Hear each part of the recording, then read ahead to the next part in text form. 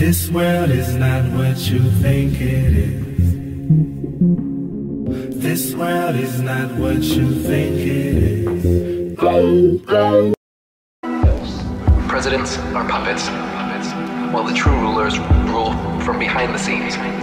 The real rulers are those who control our monetary system and the mainstream media. A tiny handful of people, made up mostly of Freemasons, run and control the vast majority of the world's banks and media.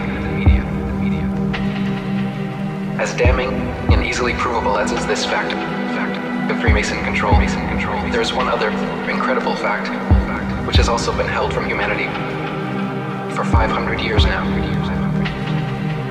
This fact is even more damning and more easily provable, and is also a direct result of the Freemason control over the minds of the masses worldwide. It is the most ridiculed, censored, and hidden fact in history. If this fact was made known to the world at large, just this one fact has the power to completely transform the world and everyone in it for the better, holistically, in a myriad of ways. Our rulers are well aware of this, and that is exactly why this truth has been held from us so expertly for so long.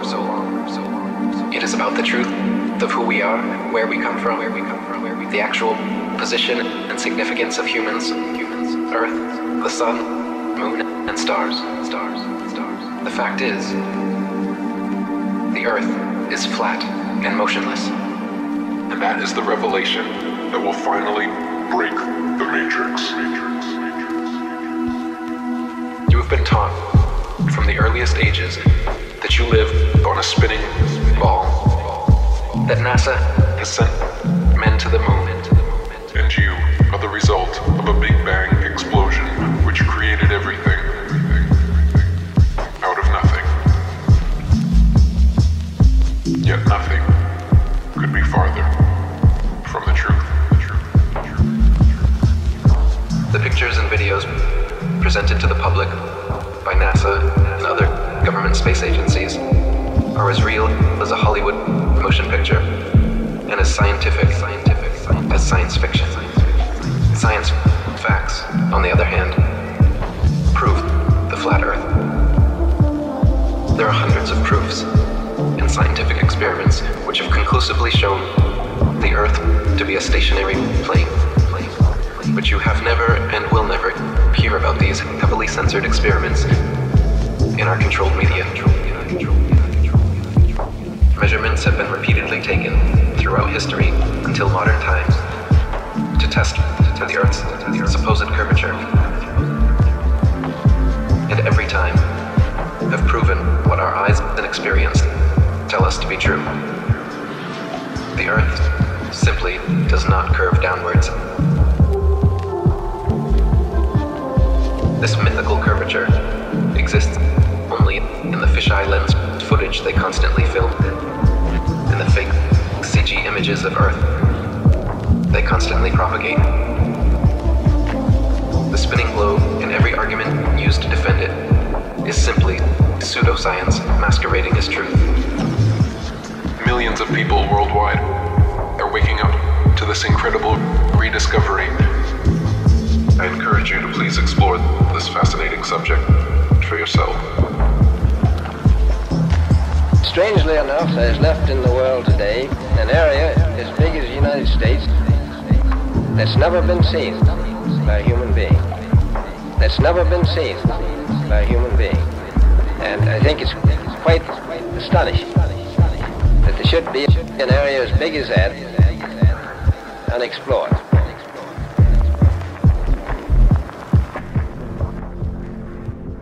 Let me begin this interview by stating that I have no attachment to the flat Earth. I have no attachment to the oblate spheroid, and even to this sphere. If our home is any of these, so be it. I wouldn't be surprised of any. What I continue to be surprised and suspicious of are the people who continue attacking those who simply ask questions. I recently attended a conference that deals with the most open-minded topics you could possibly imagine. However, when it comes to the flat earth topic, it was a no-no. Look, I can't say I blame people for thinking this is the most absurd topic under the sun, or the firmament rather, but you open-minded people who discuss aliens, UFOs, reptilians who ruled the world, Bigfoot, and the rest of it, why do you continue telling us to stop looking into this? Those of you who study the pyramids and ancient civilizations, you venerate these ancient ones, and rightfully so. And some of these very ancient ones believed the earth was flat. Why do you then continue looking into their achievements if the notion of a flat earth is so absurd and it's what they believed? And those of you who continue writing to me saying the ancient ones knew they lived on a sphere, how did they know? Just because you see a sphere above you doesn't prove you are standing on a sphere. You can still play pool on a flat table and basketball on a flat court. At any rate, I digress. Tonight's special guest is a veteran of this program, so he doesn't need a formal introduction. Directly from Bangkok, Thailand, I'd like to welcome Eric Dubay. Hello, Eric, and welcome back to Veritas. Hey, Mel. It's great to be back here. I love your show. Always a pleasure having you back, and I'm glad that we're still talking after a year. A lot of people that I know have stopped talking about this because they just can't sustain, they just can't endure the attacks that they continue to receive from people from all over the world. But I have to tell you, some of the smartest people I know are discussing this in silence. Why do you think that is? Yeah, well, like you said, a lot of people don't want to touch this subject with a 10-foot pole, and a lot of those same people are the ones espousing aliens and UFOs and Bigfoots and all the other unprovable conspiracy theories out there, whereas flat Earth is a easily provable conspiracy fact, which blows away all of these other theories out of the water. Aliens, the spinning ball Earth, evolution, dinosaurs, a whole range of other things start to be blown out of the water when you realize the flat Earth truth. And so this is when what a lot of truth seekers don't want us going down this rabbit hole, because that does away with their paradigm. People like David Icke and his reptilians on the hollow moon. You can't have those if the moon is a translucent light, just a disk, immaterial that you can't land on. Or Michael Tessarian's Atlantean progenitor aliens from Tiamat or whatever, all these supposed truthers that have their own myths woven based on things like aliens and the spinning ball planets and the infinite universe with infinite galaxies and all these supposed potential alien life that we have out there. A lot of their research goes down the tubes if the flat Earth truth comes out. So there's a lot of resistance being met, both from the mainstream sheeple who've been taught that flat Earth is something to be ridiculed and ridiculous, all the way to the alternative, whose narratives fall by the wayside if the flat Earth truth is discovered.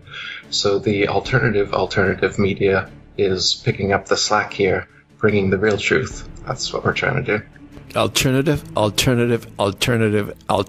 guess. It's probably 4 or 5 layers. But another thing that's not that it bothers me, but I see this a lot. A lot of people who write to me and say, Mel, you're just wasting your energy. There are so many other important things that we should be discussing, and we do, folks. We've had Eric last year. We've had, a few other people. We have Jeffrey Grupp coming in a few days. These are people that I've had before who are talking about this, and I think we should listen. But why do they continue to say we have so many other problems? Why are you focusing on this distraction? Well, if they haven't looked into it at all, I can see how they would think that way, and I kind of thought that way years ago as well, that, well, it's just the shape of the Earth. What does that matter? Does it really matter whether it's this shape or that shape? So if you think of it on that level, then sure, it seems insignificant, and it seems like it could be a waste of time, even if it was true. But if you think of it a little deeper than that, and you think of it as being the most fundamental lie, is where we are, what we're doing here, the earth beneath our feet, the lights in the sky above us, what they actually are. And if we've been lied about all of these, as well as the Big Bang and evolution and the way that we supposedly got here and the purpose we may or may not have in this nihilistic cosmology that they've presented with us, it becomes a big deal. And when you look at the potential for a truth like this, a truth that has been suppressed for 500 years now, the flat earth truth, if that gets out and it is shown that every government, every university, every pundit, every television station is lying knowingly and censoring this truth, what happens when it actually gets out?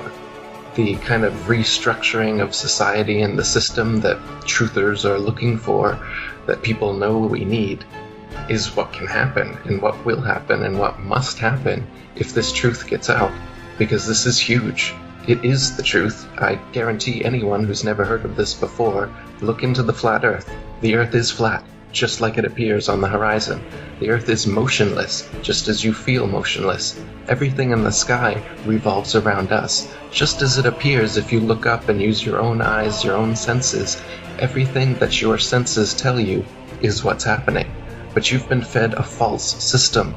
You've been shown CGI images with a ball earth with a horizon that curves. You've been shown more CGI images with a ball earth that spins. You've been shown planets that spin like billiard balls around each other in many different directions at many different speeds simultaneously. You've been shown all these things in CGI format. You've had Freemasons lie to you and tell you they've seen it for themselves, but you've never seen it for yourself. You've just been lied to and shown pictures, and you believe those. It's not science. Science, in fact, shows that the Earth is flat and motionless, and there are hundreds upon hundreds of proofs and experiments that have been repeated throughout history for hundreds of years, but you haven't been taught them in school, because they don't want you to be taught that in school. They show you a spinning globe on your first day and tell you that gravity keeps water and buildings and people stuck to the bottom of that thing, and they repeat it until you believe it, your parents believe it, your grandparents believe it. 500 years ago, people were believing it. They even started trying to get people to believe it thousands of years ago, but it didn't pass until about Copernicus in 1500s when this really started to take shape. So the reason that some of the pseudo-truthers, so to speak, or just mainstream sheeple don't want this to get out and say that it's a distraction, is because they don't know how far-reaching the implications of a truth this deep actually surfacing would be. It's like holding a balloon underwater. When you let go, that thing's just gonna rush to the surface, the water's gonna go flying, and that's what we need. It's exactly what we need. So that's what I'm working towards doing. In doing what I do, Eric, you become a lightning rod, and I'm sure you have become a lightning rod too. So here's another message I received recently from someone who says he has studied ancient civilizations, and he says they knew that the Earth was round. So of course I asked him, can you prove to me that they said that?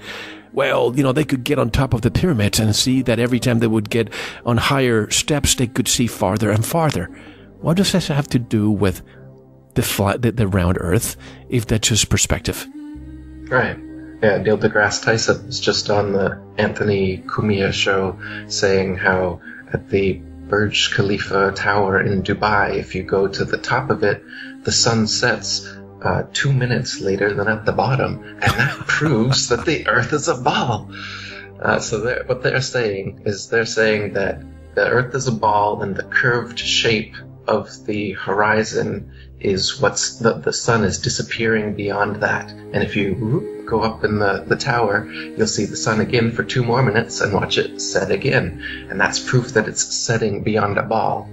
Yet, if you go up there and you take video 360 degrees around you, you'll see the horizon's perfectly flat all the way around you, perfectly at eye level, and it rose with you at eye level right from the base of that tower to the top of that tower, as is only possible on a flat plane. A ball, no matter how big the ball is, the horizon would stay where it is, and you'd have to tilt your head looking down more and more as you rose to see it.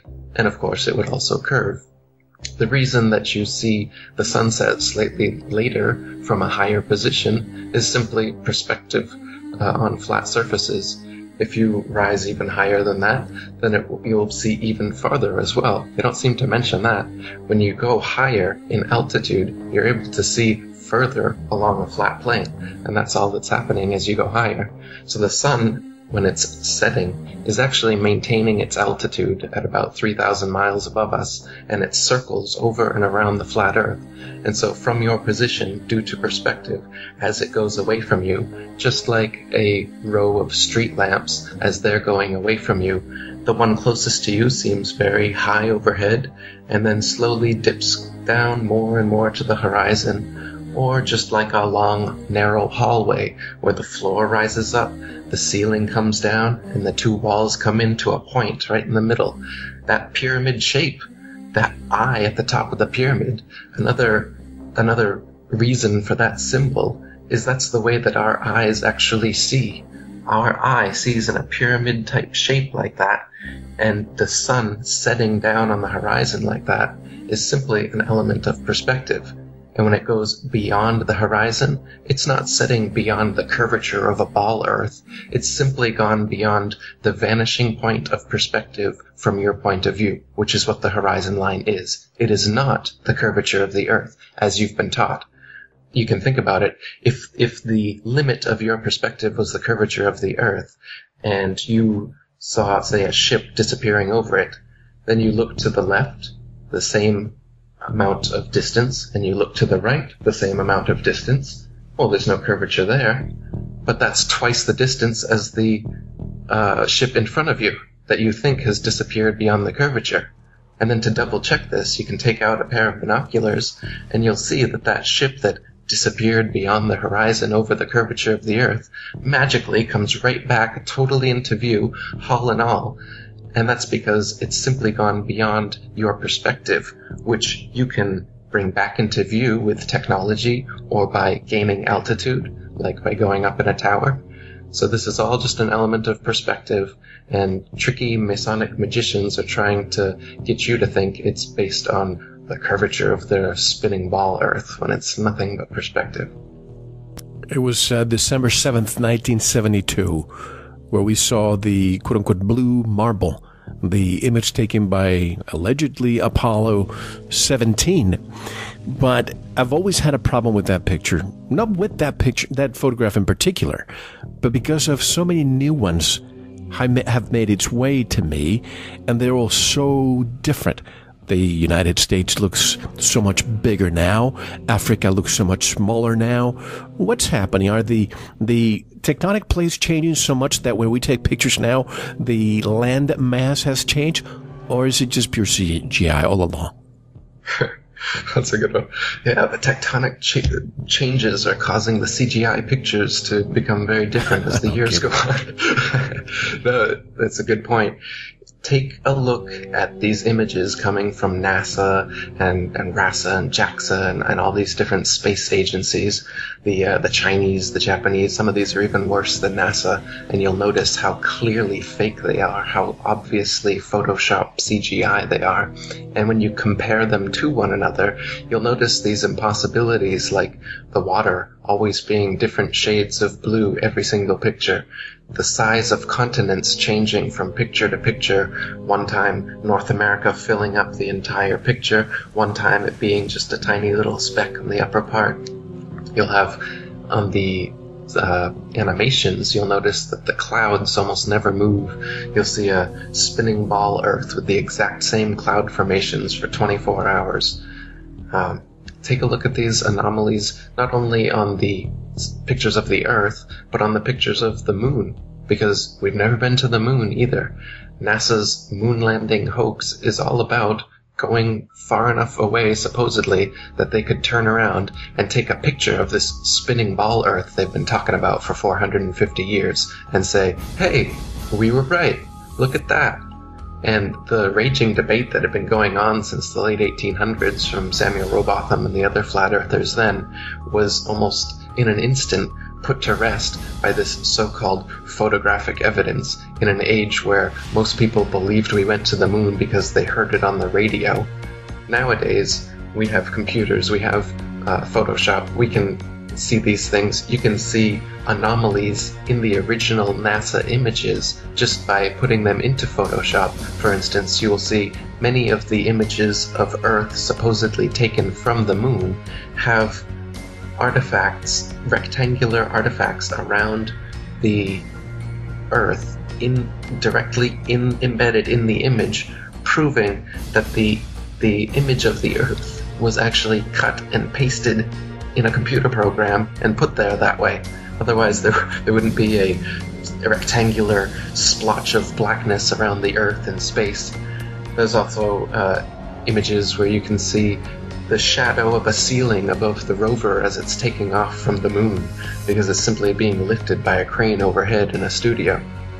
Many of these things, these have all been exposed. This is common knowledge amongst us educated conspiracy folk that you like to ridicule and laugh at and call stupid flat earthers. But this is just a fact. You can't land on the moon. There's nothing to land on. It's just a light, and I can prove it to you right now. Go out on any afternoon and look at the moon. You'll see the blue of the sky through the part of the moon that isn't illuminated, proving that it couldn't be a solid sphere to land something on, but that it's just a light and you can see through it. People have photographed stars through the moon. You can see the blue of the sky through the moon during any waxing and waning cycle. You can see for yourself that it's a light, and it's casting its own light, unlike they tell us that it's a reflector of the sun's light. You can prove that its light is different from the sun's light. It's cold. If you take a thermometer and put it in the shade, and another thermometer and put it in the direct moonlight, it's actually colder in direct moonlight, and the thermometer will go up in the shade, the exact opposite of the sun. It's like the yin-yang. If you picture the yin-yang symbolism in Chinese astrology, it's the sun and the moon circling around and over the flat earth.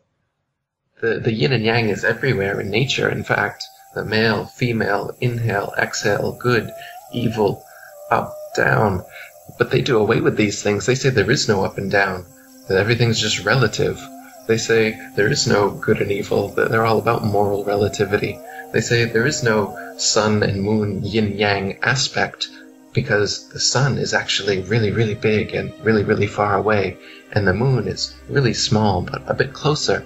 And from our faulty perspective, it just looks like they're exactly the same size in the sky. Once again, Masonic magicians lying to you so that you don't believe your own eyes, which tell you that the sun and the moon are equal, divine, balanced opposites in the sky, revolving over and around us, keeping time like a celestial clock and calendar.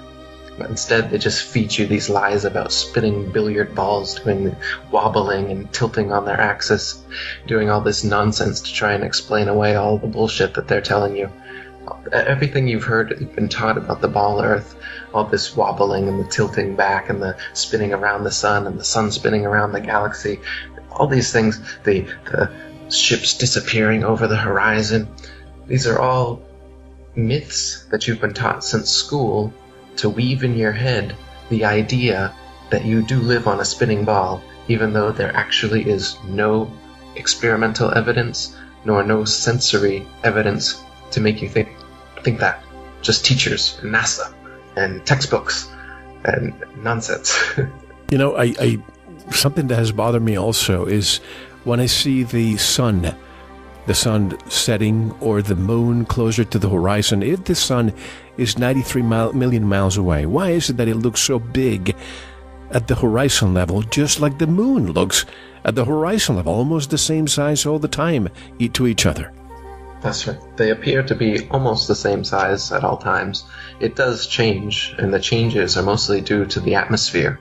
So I can show you a picture of the sun setting in the desert where it's very dry, and you'll see the sun shrink and shrink into a tiny, tiny pinprick before it disappears into the horizon. And then I can show you another video of over the ocean, say, on a more humid day, the sun is going to actually expand a little bit due to the atmosphere and then disappear into the horizon like a big ball, as many people have seen it.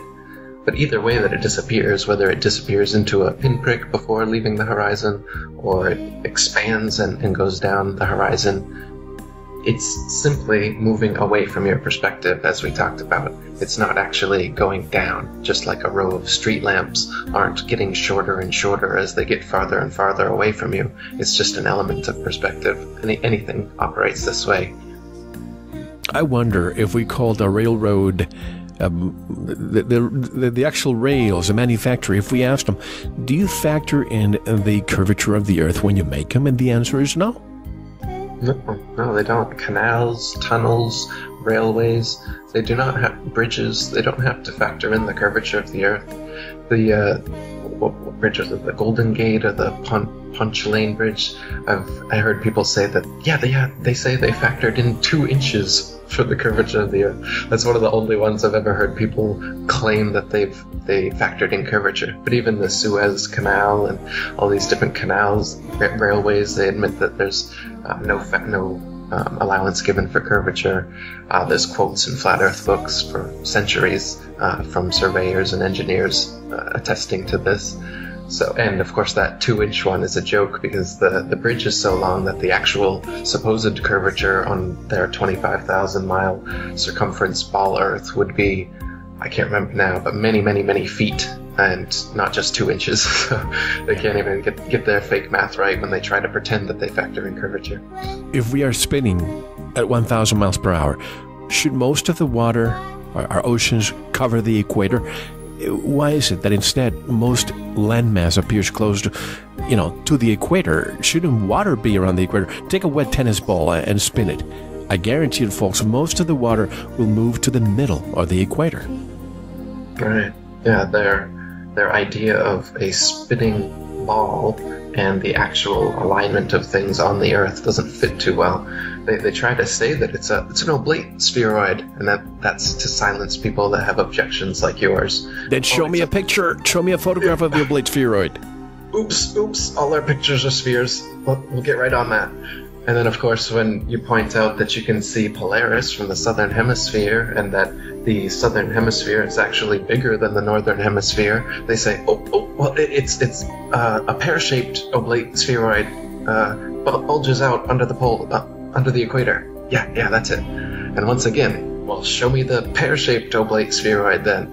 Now, all they've got are these clearly fake photoshopped CGI spheres. Not the oblate spheroids, not the pear-shaped spheroids that they tell you about to try and cover up all these refutations that people come up with.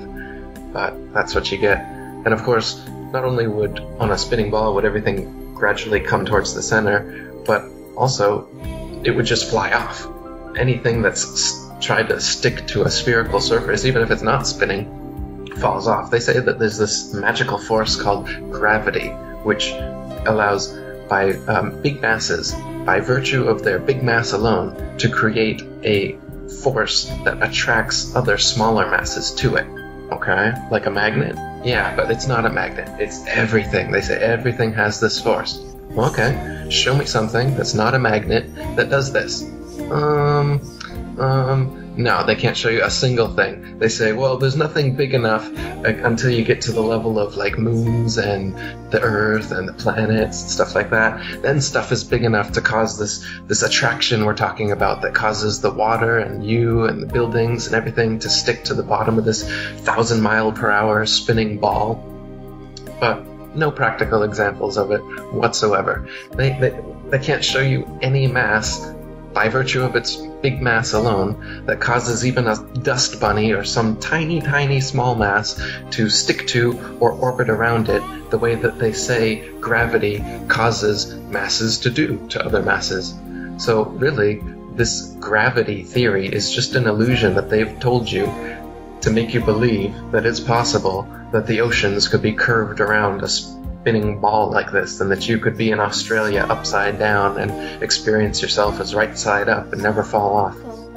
These are all just ways to make you stop believing your eyes. It's pseudoscience to remove you from the actual known science for thousands of years, which is that things fall or rise based on their relative density. It has nothing to do with gravity. If something is more dense, then it goes lower. If something is less dense, it just moves higher. If you've got a helium balloon, how come gravity doesn't bring that down to the Earth? Well, because the helium is lighter than the oxygen and nitrogen and other elements in the air around it, so it naturally rises. Oh, but then you hold a rock and let it go, and the gravity is what causes the rock to drop, right? No, it's the relative density. The rock is denser than the air, so it falls. That's it. You've been taught a stupid science that tells you that gravity, this big G, the G in the Freemason symbol, all these Freemasons are telling you, gravity is their God. That's what the G is. Their gravity is what created the Big Bang. Not God, gravity. Gravity somehow made everything just explode and then turn into spinning spheres around each other. And then gravity causes the ocean's tides to pull up. And gravity causes you to stick to the ball Earth. But mosquitoes and bugs and everything can escape gravity. Helium balloons can escape it. Think about it. It's what I'm saying. There really is an up and down in nature. Light things go up, heavy things go down. That's it. Gravity is bullshit science to make you believe you're on a spinning ball. Last year, we briefly discussed the EPIC, the Earth Polychromatic Imaging Camera and Telescope. You know, that little image that makes NASA feel so smart. I got to tell you, folks, I think the powers that want to be, they want to have intellectuals. They want to bring them to their colleges or universities, give them PhDs so they can be brought to their silos. What they don't want is renegade, inquisitive minds. People who question what they're telling us, like that picture of EPIC showing us the Earth from 1,000,000 miles away. And they confirm it's an animation featuring actual satellite images. But the question is, once you see that laughable moon go along for hours, not a single piece of cloud moves. And I'm sorry, but I just can't believe those quote-unquote intellectuals out there don't question that. Absolutely. And why don't they question that 1,000,000-mile internet connection that allows us to receive those pictures? Where's the patent for that?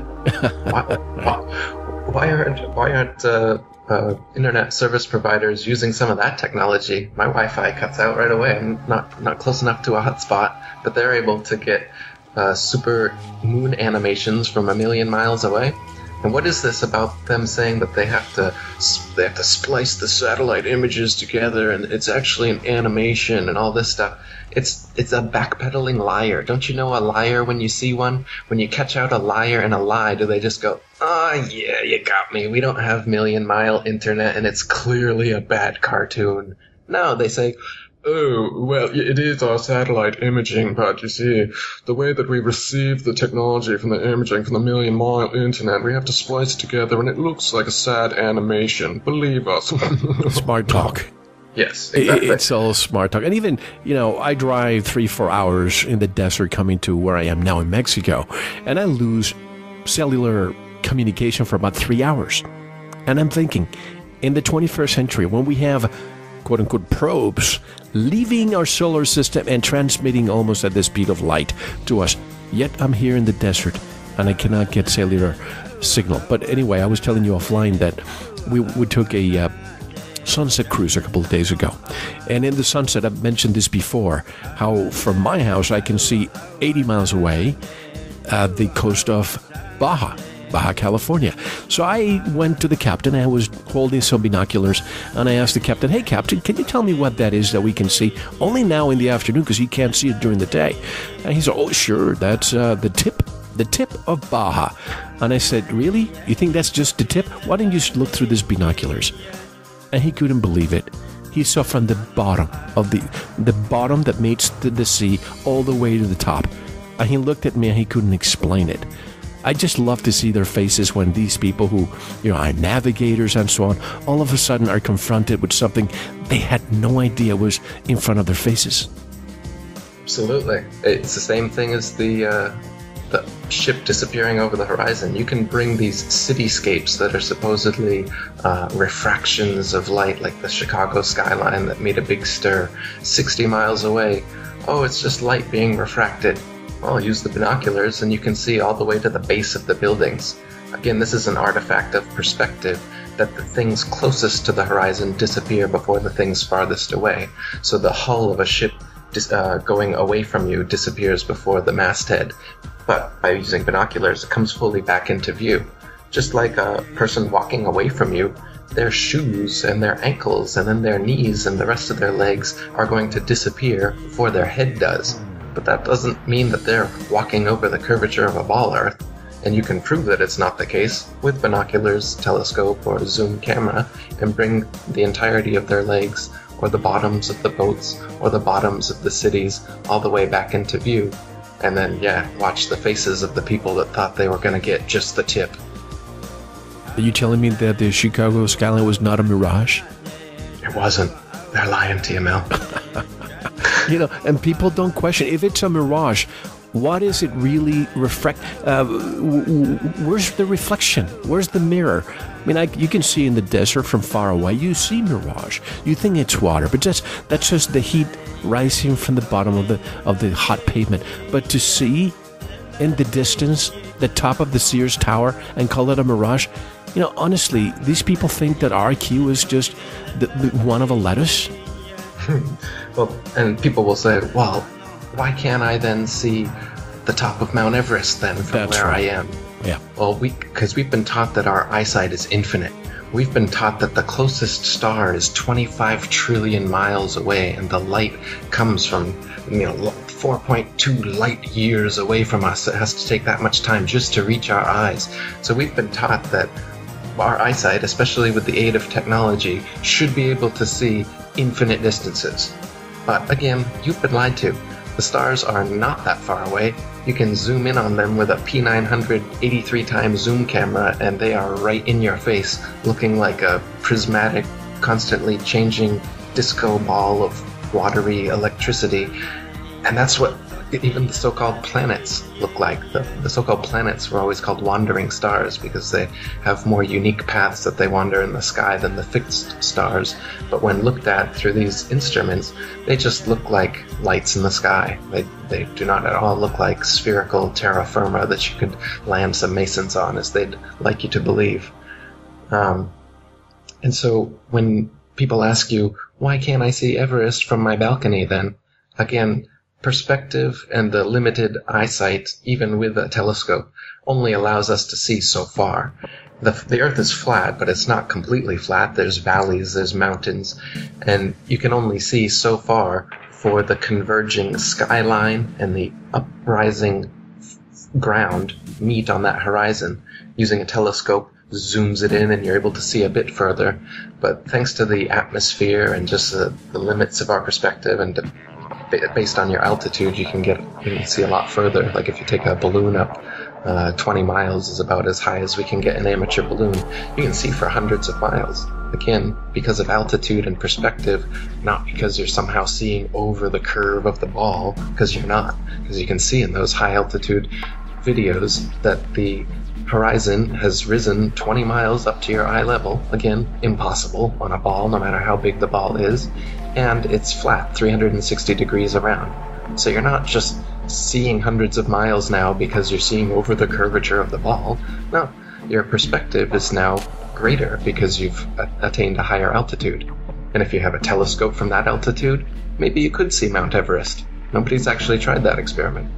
But as far as, seeing the Antarctic ice wall from your balcony, no, I mean, our eyesight is limited, and you've been lied to about how far light can travel. It can't travel trillions and trillions of miles, and the stars aren't that far away anyway. Plus, you have plenty of dust particles that prevent you from seeing so far away anyway. But, I saw somebody ask the other day, so where did John Glenn go on February 20th, 1962? What is the flat Earth explanation? Where do you think he went? We know he orbited the Earth, and this has been well documented. So, does that prove anything? The fact that you're saying well documented, and these theories that they call 100% correct, can they prove it? Can we really prove anything beyond our planet if we can replicate an experiment in a controlled environment? It's just like we know the steel recovered from the World Trade Center was shipped to China. Of course, there was nothing there. Those towers dustified, but the lie was repeated so much that I even believed it. And even when I had Dr. Judy Wood on the show, and I said, what about the steel that was shipped to China? Like, yeah, that's something I was told and believed. This is what the media told. This doesn't make it a fact. Right, exactly. The actual physical evidence, they're always short on that stuff. When you ask NASA, hey, how about the telemetry data from the supposed rocket and shuttle that took you to the moon and back? Could we see the reels and reels of that? Oh, we lost it. Oh, that's too bad. How about the original moon landing footage? Could you show us the original tape so we can verify their authenticity? This $30 billion project you did 45 years ago and came back with really terrible black and white ghostly images of a recording that you forced the news agencies to do. Could we see the original that nobody has ever seen? Ooh, sorry, we lost that too. Oh, you lost that too. Oh, hey, we killed Osama bin Laden. Really? Could we see the body of that guy who've been traipsing through Iraq and Afghanistan, causing all these wars? Could we see the body? We dumped it in the ocean. Sorry. They're really short on physical evidence. Because when you're creating a bullshit story, you can't have physical evidence, can you? You can only have so-called evidence. You can only have the fabrications of evidence. That's why when you look at evolution theory, the so-called monkey and humanoid transitionary forms, or dinosaurs, and the supposed physical evidence that they give you for that, actual dinosaur bones? Well, the actual dinosaur bones, we keep those under a lock and key that no one in the public can ever or has ever seen, and instead we give you plaster of Paris molds that we assure you come from the original bones that you've never seen, but they are there. And as for Lucy and these Neanderthal man and all these other supposed transitional species, yeah, sorry about that, but it's just human bones mixed with ape bones, and we've been doing this for 150 years now, being exposed regularly, but we just keep doing it. And the great lie, if you just keep telling the same lie over and over again, even if all the physical evidence has been exposed as nonsense, they'll start to believe it just by the sheer weight of the propaganda. So as a truth seeker, I recommend people ask these questions and look for the physical evidence. Look for, aliens. Oh yeah, show me physical evidence of an alien. Still nothing. How many type in aliens? We must have millions and millions and millions of hits and people contacting aliens and all this stuff. Physical evidence, please? None. Okay. These kind of things are where you have to look, and that's where the flat Earth is. It has reams of physical evidence. My latest book is 200 Proofs the Earth is Not a Spinning Ball. That's just, I came up with 200 because William Carpenter came up with 100 back in the 1800s, and I wanted to double it. Somebody else could double mine. When you're dealing with the truth, you can come up with as many proofs and experiments and evidence as you want, and that's what you're going to find for the flat, motionless Earth. And again, this is why they don't want you using this method of discernment. They want to keep you in la-la land based on testimonials and hearsay. They don't want you doing actual science, looking for actual physical proof of things, because that's when you really start to get to the bottom of these hoaxes. I'm just laughing because I've said it many times for years that my wife is in a totally different wavelength than me when it comes to all of this. Like the captain the other day, when I asked him the question, she knew why I was asking. She was rolling her eyes. Or we went in, a few months after we did our interview, and we discussed a little bit of the dinosaurs, which I'd like to discuss more later. But we went to the Museum of Natural History in New York back in October or November, and my wife and my daughter went with me, and I asked two curators in front of them, and I said, are there, because they have a bunch of dinosaurs, they're huge, the size of buildings, right? So I went to them and I said, are there any real ones here? Any of the bones real? And my wife was like, how dare you ask that question? They are real. Look at them. And both of them said, no, sir, those are, as you say, plaster. And I said, what's the reason? Why can't you just, oh, because of the elements, and we don't want people touching them, even though they have, ropes around them. You can't touch them. But just to avoid the historical value, we need to put them away somewhere. And I'm thinking, where the hell do you have these huge bones? Where's the warehouse? I like to go see. So, do they have real bones somewhere? No, I mean, even longtime paleontology students have come out saying that they're trying to get a glimpse of these, but because they were critical of the establishment, they aren't allowed to see them either.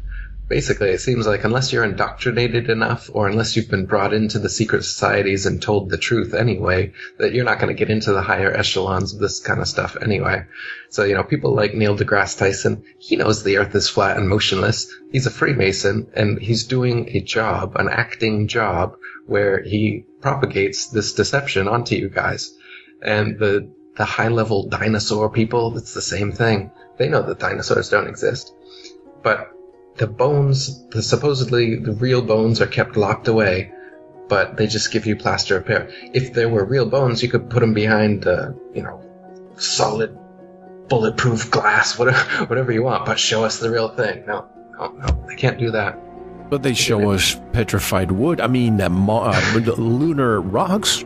That's right, which have now come out to be fake, right? These moon rocks that Neil Armstrong and Buzz Aldrin gave to museums around the world have now been scrutinized and found to be just petrified wood that they've dug up somewhere. So, yeah, these things, they've been exposed as complete hoaxes, but the public is still being duped by things like museum displays of fake bones and whatnot to make us believe that we evolved from giant reptiles. So what dinosaurs do for the evolutionists is they provide the stepping stone from lizards and fish and non-flying things to flying lizards and then reptiles turning into mammals. See, they've got these links in the supposed evolutionary chain that they don't have fake answers for, so they've had to come up with them along the way.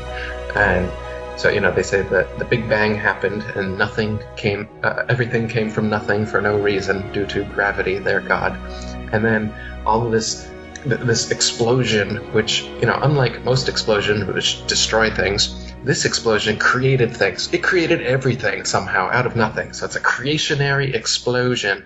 And then all this debris, which came out of nowhere and nothing. And now, what is this debris? What is it? It's the lighter elements, I guess. Hydrogen, helium. Okay, whatever. And then somehow they become greater elements and bigger, heavier elements. And they start spinning around and they become these planetoids, lifeless. Oh, but then somehow water forms, the elements come together, and somehow with an intricate, meandering of these elements, consciousness and life and intelligence somehow comes into play. Oh, and now there's living organisms, and then somehow they reproduce. Oh, there was two of them, and they had sex somehow. They just simultaneously manifested, I guess, and now sexual reproduction started happening, and then the species started changing. And they had two males that reproduce. How is that? Right. How is there two of anything? How is there one of anything? They can't explain that, but they just skip over that in one sentence in your textbook and hope that you don't ask questions. Oh, and okay, so then it's multicellular organisms, and then it's a fish, say, in the water somehow. Okay, now we're up to fish now.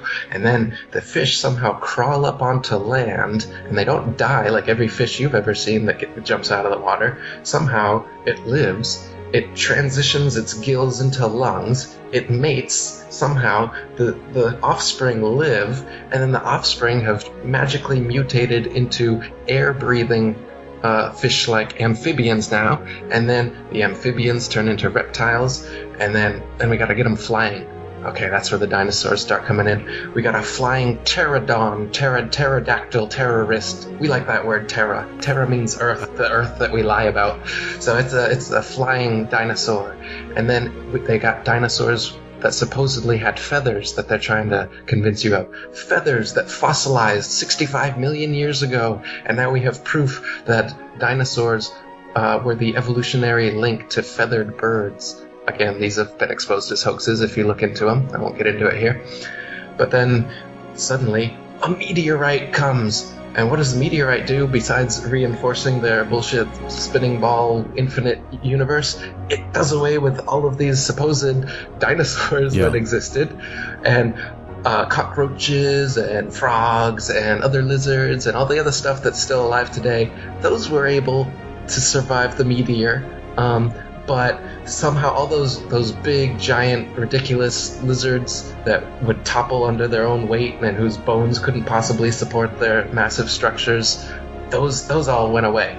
Except for some bones which paleontologists find, not normal people, not everyday people tripping over them for thousands and thousands of years, but just interested parties for the past 150 years, the first dinosaur bone discovered shortly after the idea of evolution was introduced. So it's just a convenient, these supposed transitional forms, dinosaurs, the ape man, human man, all this stuff. This is just what they need to make their evolution idea seem plausible. And they fabricate the supposed evidence for you to make you believe in it.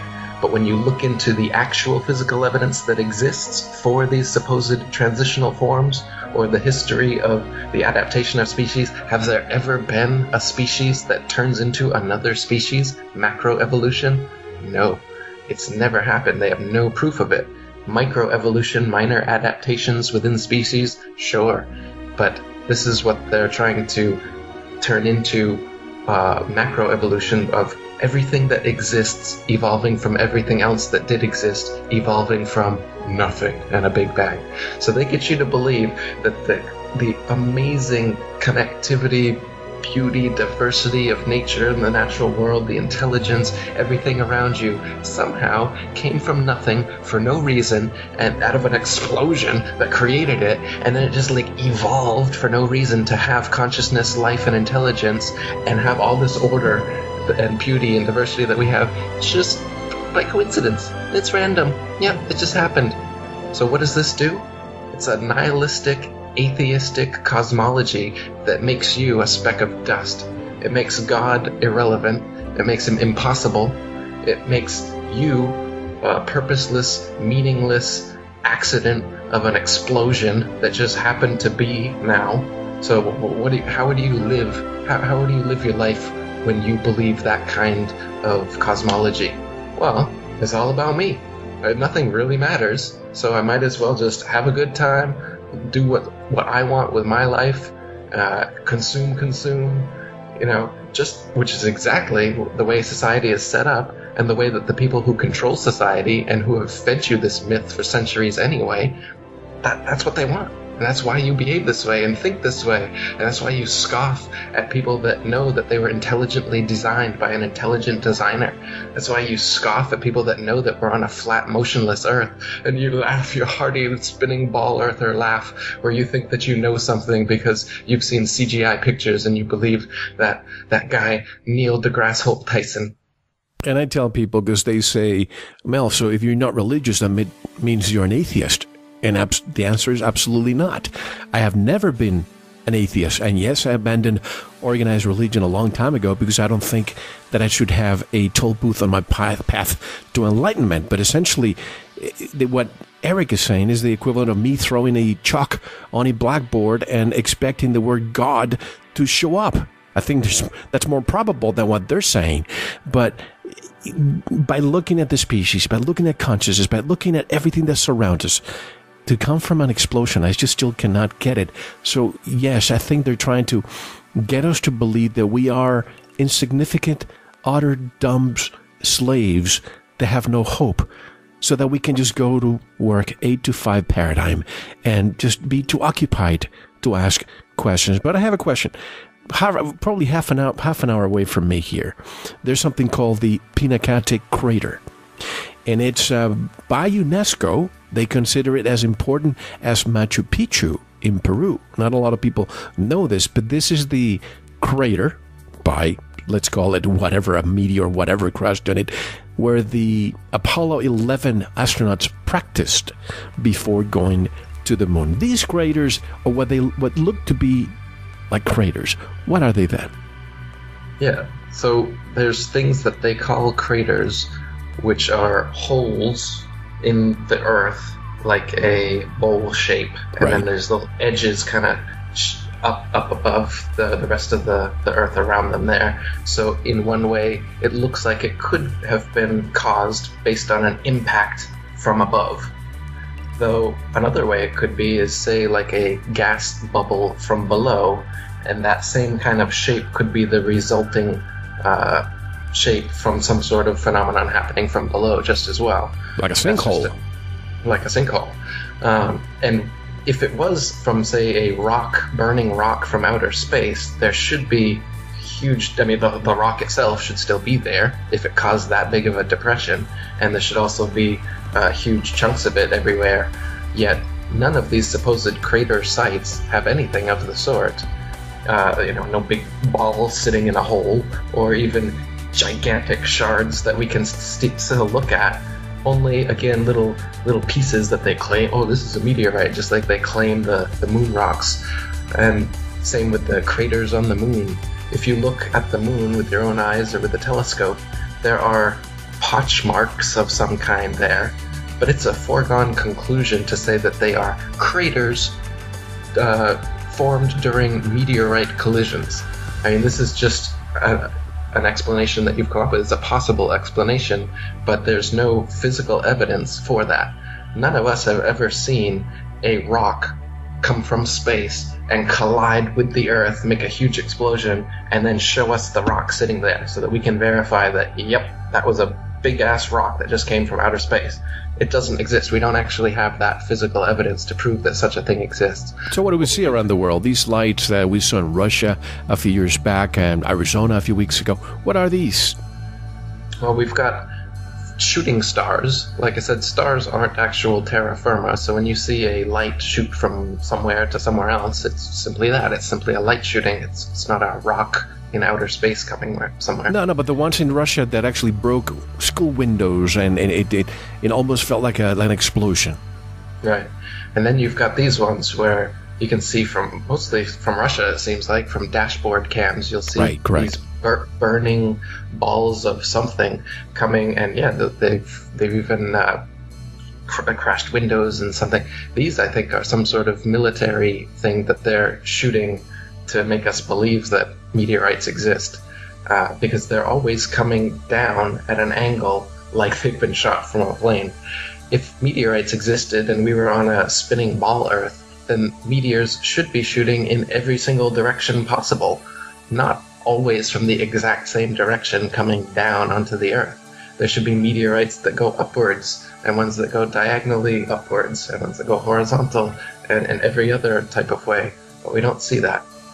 So I'm quite skeptical of meteorites or asteroids or any sort of thing that they claim is up there floating around and comes down here and destroys dinosaurs, their other myth. They like to use their myths in conjunction like that. Two more questions. I'm sorry, finish your statement. Yes.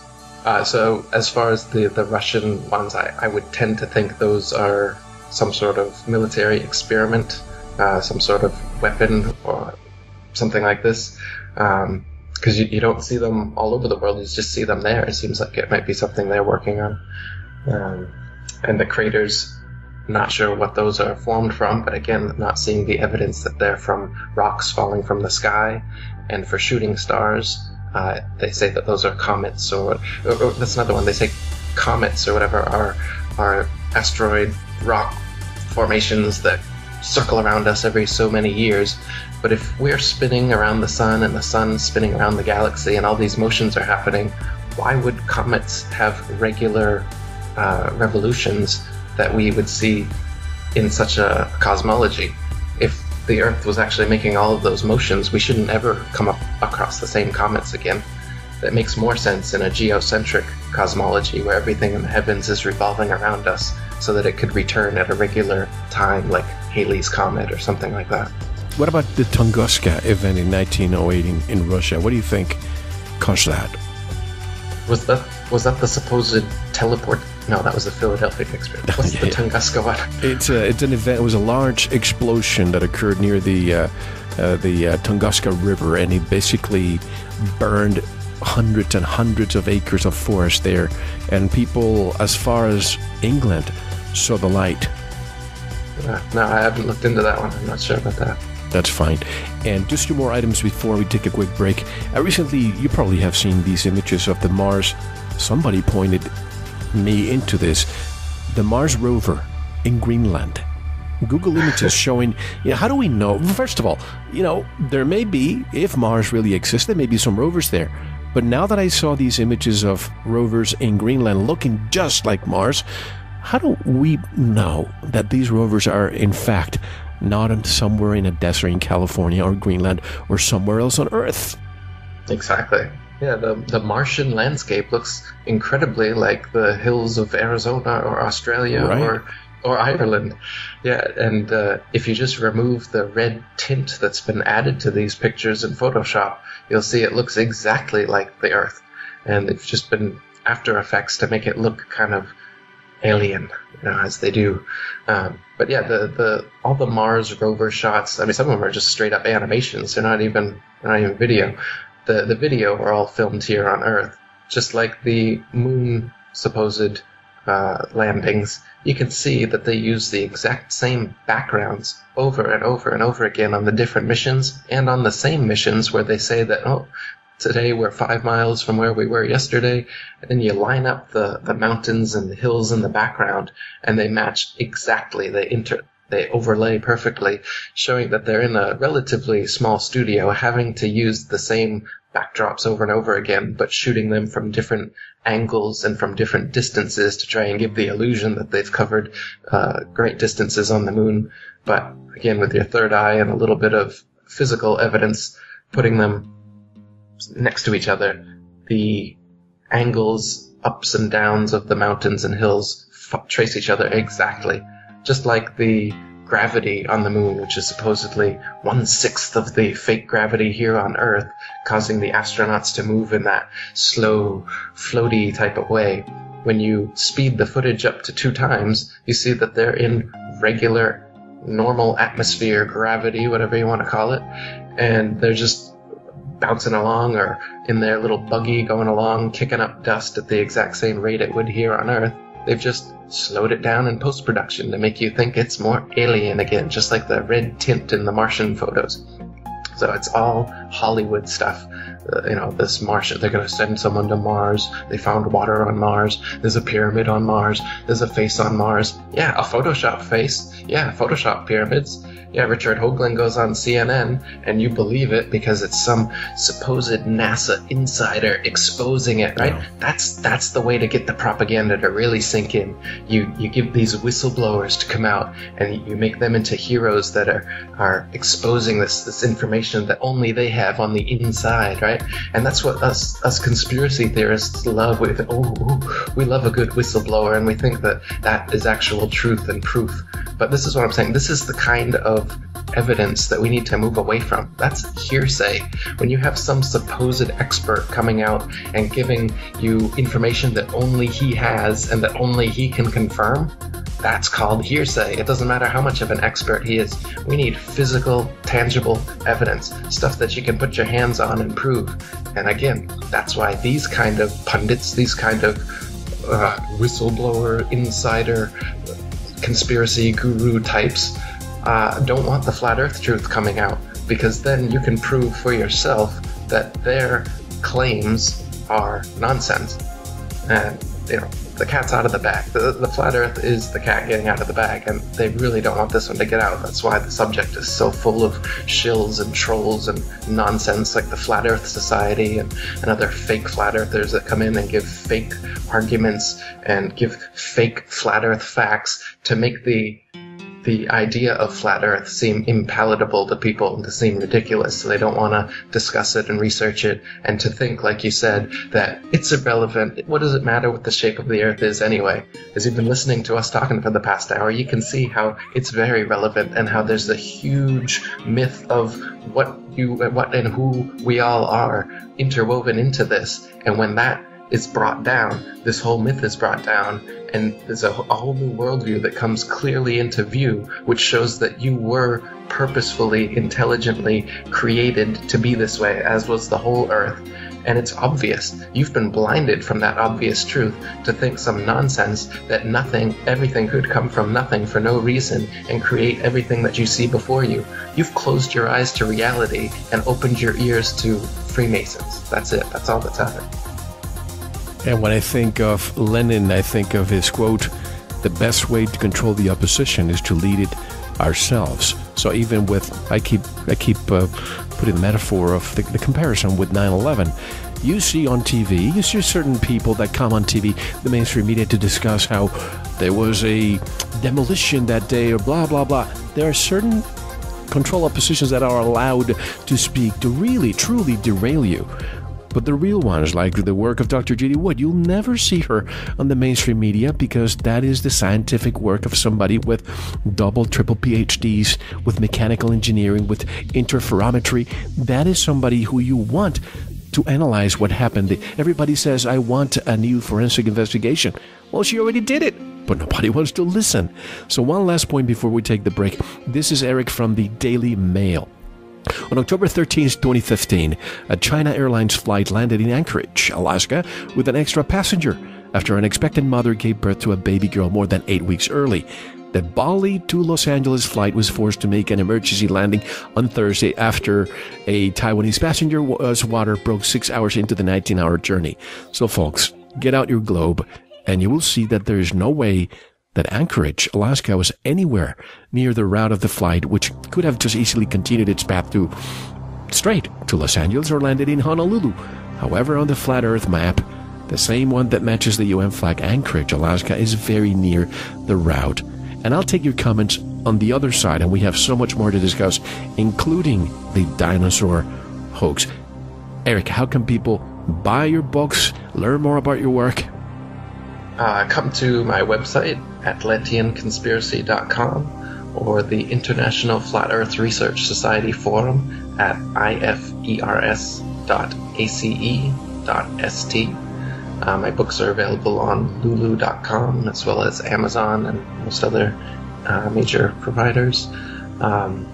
You should be able to find everything, links from those three sites.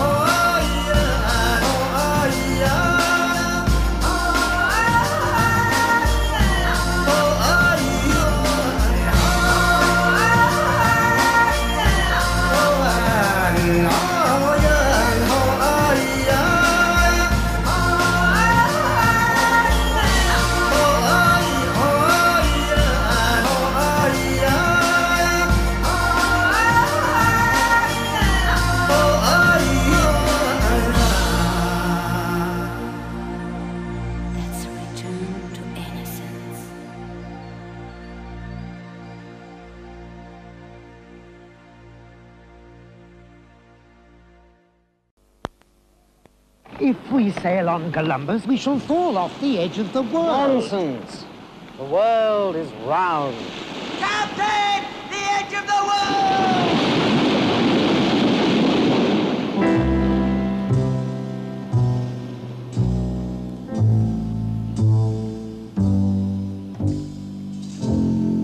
Happiness is a cigar called Hamlet. The mild cigar from Benson and Hedges. This world is not what you think it is.